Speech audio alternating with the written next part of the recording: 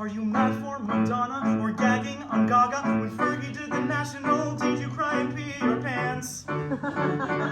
It's not ants, you're a stan. Old school like Aretha or new school like Lauren. Holy Trinity or maybe just Britney. Quality makes no demands when you're finding the woman you stand. Who do you spend hours in the Ticketmaster line for? Who do you think about having dinner with in your dreams? It is what it seems, where all stands. When she changes her hair or dates a guy, we all go crazy, wanna know why? Cause most of us are gay or alone, and we all have a one stand. Who do you stand in your life? In your life. Is it Mariah, Shania, Selena, Beyonce, Gaga, Ariana, or maybe Solange? Amy, Riri, Whitney, Britney, Katy, Kelly, Fergie, Jill, Shakira, Selena, Quintanilla, not Gomez. No, sorry to that woman. Cause we all have a woman, we all have a woman we stand. Stand up for your stand. Stand up for your stand. Stand up for your stand. Stand up for your stand. All right now, do we have any little monsters in the house? Woo. Any Swifties in the house? No, that's all right. Any beehives in the house? Woo. I know you're there. Now say it with me. Stand up for your stand. Stand up for your stand. Stand up for your stand. Stand up for your stand. Yeah. Stand up for your stand. Stand up for your stand. There's no shame in standing up for your stand. Cause we all have a woman. We all have a woman we stand. So what does stand mean exactly? I'm so glad you asked. You know, we throw this word around a lot nowadays, but its origin is actually pretty bleak. Let me break it down for you. Back in 2000 and who gives a fuck, rapper and human male Eminem wrote a song about a literal stalker fan named Stan who attempts to get Eminem's attention by driving himself and his pregnant girlfriend off of a bridge. It's pretty bleak, right? I mean, talk about self-obsessed. For a rapper who was so famously homophobic, that story is so weirdly gay. I mean, of course the gays picked up on that classic Grecian homoerotic subtext of one man killing himself for another man's attention. So what did we do? We slapped a rainbow filter on it, we hit the reclaim button, and ta-da! Now Stan has a new meaning. The superlative of fan. Loving, obsessed, overzealous, but not to the point of murder-suicide. Although for Beyonce, no. Stan was reclaimed for the better, and thank God for that, because by the time I was discovering the object of my obsession, there was no other word to describe what I had become. Hi, I'm Alexis, and I am a clinically self-diagnosed Stan. Hi, Alexis. Thank you. That'll be my therapy since I can't afford it in this economy. Let me set the scene. I was born in New York City. My parents were expatriates from Europe, which is what you call people who immigrate without struggle. Yeah, it's a great idea, like everyone should try it. But when I was 8 years old, my parents had an even better idea. Why don't we move back to a tiny European village? Oh, Mom and Dad, do you not get immigration? You're not supposed to go back to where you came from. That's exactly what they want you to do. So we relocated to the German countryside, a place called Arsch der Welt, which roughly translates to the literal butt crack of nowhere. Yeah, that everyone talks like this. Hello, welcome to Germany. Here's a sauerkraut and Weißwurst. I was like, okay. Dropped into music class, not knowing the language or the culture, a total outsider. So I did the only thing I could think of. I channeled the iconic bilingual diva who was constantly playing on the radio at the time. Her not in my see you, I feel you, that is how I know you.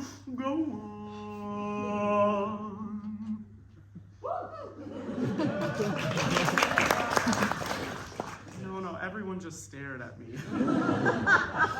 Like, amazed? Or confused? Disturbed? I don't know.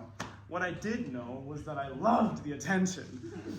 So I raced home, I opened my mom's bio laptop, I quickly closed the straight porn from the night before. At least I tried, right? And I typed in Celine Dion. I had discovered my first diva. Celine has entered my life. What is this feeling now? A diva has entered my soul. She's inside of me, she's moving all through my body, changing me, pulsing through me. I'm just a 10-year-old. A Stan is born. I just discovered something better than porn. A Stan is born. From my gay little soul, the divas will be reborn. And in the German countryside, they'll be in for a wild ride. 'Cause a Stan is born. Look out, world, you have been warned. People seem to like me now. Damn, they really don't know me. They're also thinking, wow, he's loud. Starting to recognize my ADHD. But my mom isn't ready for that convo, so she lets me sing Celine Dion. Shall we go for it? And a Stan is born. When I was 10, I was already watching porn. A Stan is born. My parents probably should have paid attention to that. And though I'm desperately alone, I can masturbate and riff at home.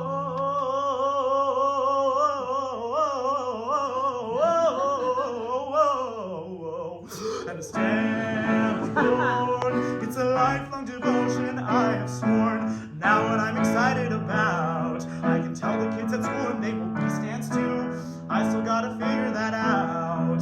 How to tell them without getting bullied too. I know, I'll rip in their face, they better not be mean. Those little shits better love Celine. 'Cause a Stan is born. When I have kids, they sure as hell won't find out about porn. A Stan is born. It's a lifelong devotion we have sworn. And when I'm dead, no one cries, 'cause this obsession never dies. A Stan is born. Look out, world, you have been warned. You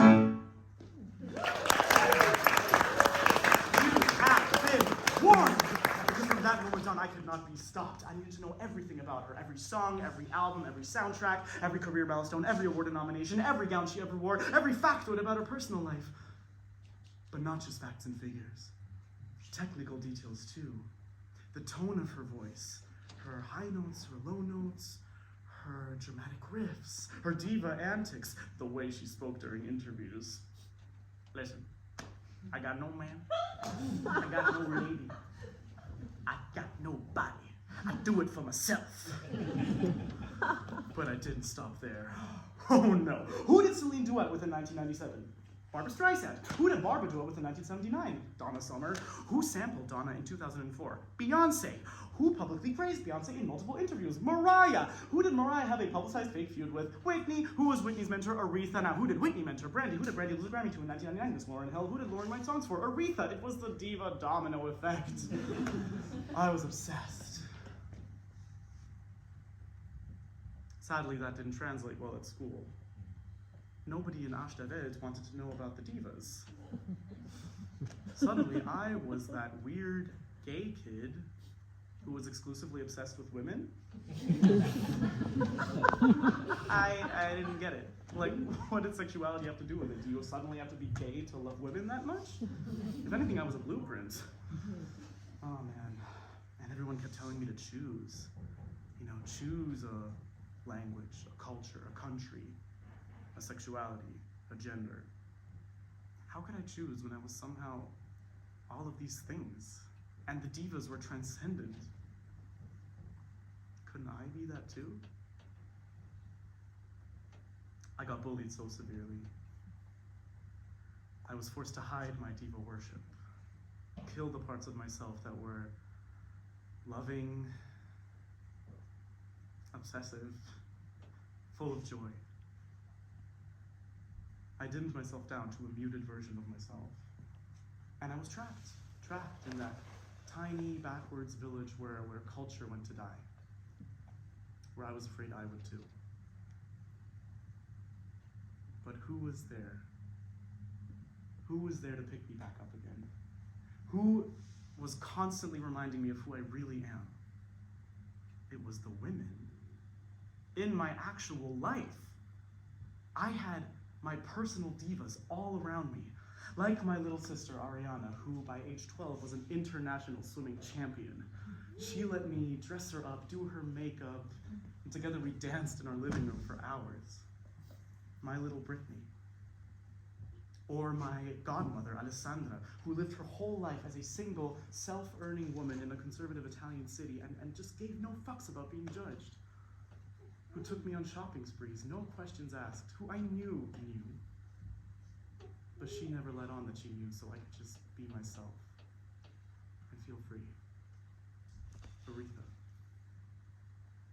And my female friends, of which there are several, like Heidi from Austria, who skipped 2 grades and graduated medical school at 23 to become the youngest ever junior resident in Salzburg.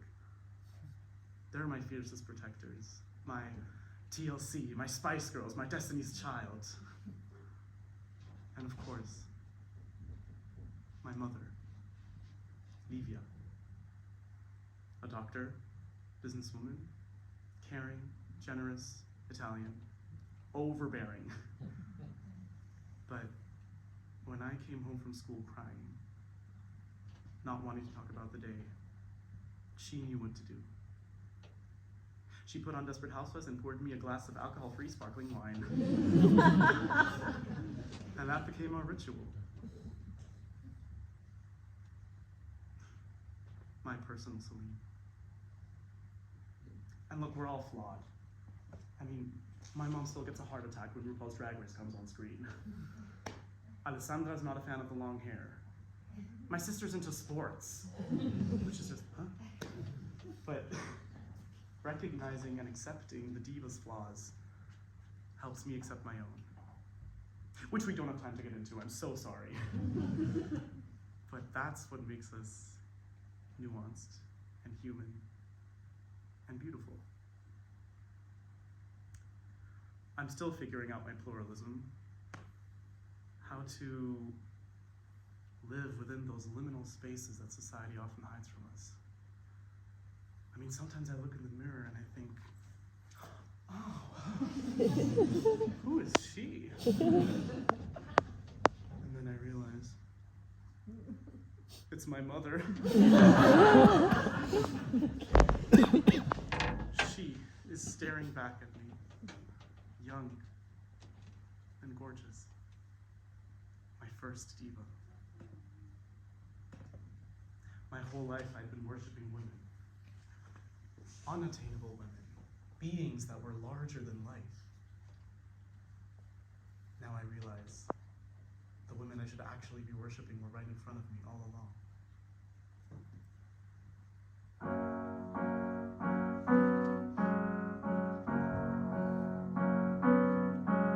I've learned a lot along the way. Childhood obsessions are more than okay, 'cause childhood is not so far away. Looking at my life, I see the divas were all around me. In the women I already know. They let me grow. They let me go. I will always hear their voices sing. They tell me I'm not leaving. I will always be there. My bestie who heals wounds and cramps. My sister who's a literal champ, reaching higher than the highest note. My godmother who always cared, even When life was too much to bear, il tuo amore sempre apprezzerò.